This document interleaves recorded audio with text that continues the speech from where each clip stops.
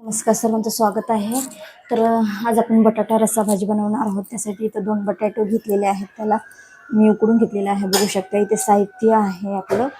हे पहा, इथे साहित्य घेतलेलं आहे. बघू शकता मंडळी, कांदा, टोमॅटो, कोथिंबीर हे सर्व घेतलेलं आहे. तर गॅसवरती कढई ठेवलेली आहे. बघा, तेल छान गरम झालेलं आहे. आता यामध्ये मी मोहरी टाकून घेते. बघा मैत्रिणीमध्ये मी जिरे मोहरी टाकलेली आहे. तर हे पहा, आता मी लसूण थोडा जास्तीचा फोडण्यामध्ये. जर आपण जास्तीचा लसूण टाकला तर मंडळी खूप छान भाज्या चविष्ट होतात. त्यासाठी मी थोडासा जास्तीचाच लसूण टाकलेला आहे. बघा, हे पहा, आता लाल झालेला आहे. तर यामध्ये मी कांदा टाकून घेते मित्रांनो. हे पहा, मस्त चविष्ट आणि झटपट होणारी भाजी आहे. जास्त वेळ लागणार नाही या भाजीला. तर मी चिरून घेते. हे पहा, बघू शकता तुम्ही छानसं. आता ह्यामध्ये ना मी लाल तिखट टाकते, जेवढं हवं तेवढं, जसं खाते तसं तिखट. तर यामध्ये थोडंसं मी गरम मसाला टाकते. हळद पावडर आहे ते सुद्धा टाकून घेतलेली आहे मैत्रिणी. अगदी थोडीशी मी तेलामध्ये कोथिंबीर सुद्धा टाकते. आता मिरची भाजलेला आहे.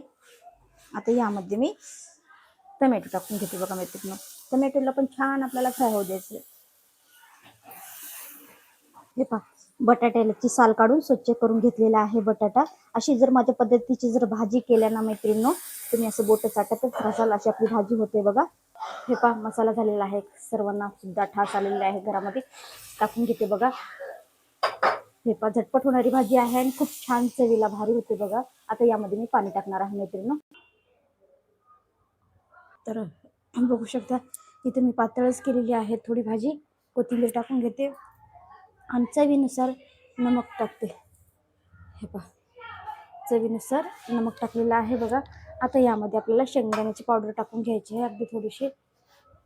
हे पहा, थोडीशी भाजी मिळून येण्यासाठी आणि चवीला पण छान होण्यासाठी टाकणार आहोत.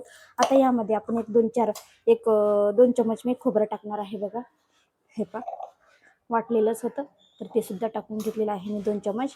आणखीन 1 चमच टाकते. हे पहा, 3 चमच टाकलेला आहे. आता शिजू देते भाजी.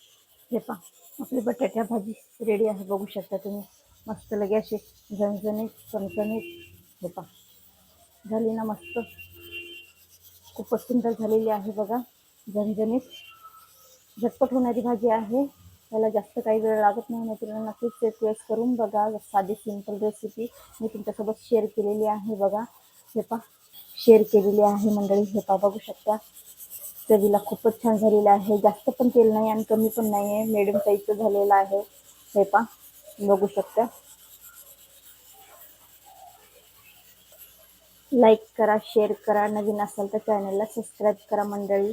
छानशी एक कमेंट करा. ओम नमः शिवाय सर्वांना. तेल छान गरम झालेलं आहे. तर यामध्ये मी पुरी टाकून घेते मैत्रिणी.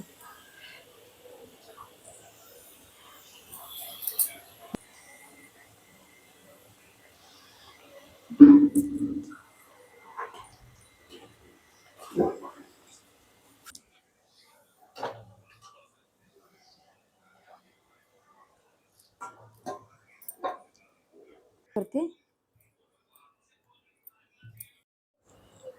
हे पहा, झालेलं आहे. बघा, बघू शकता इथे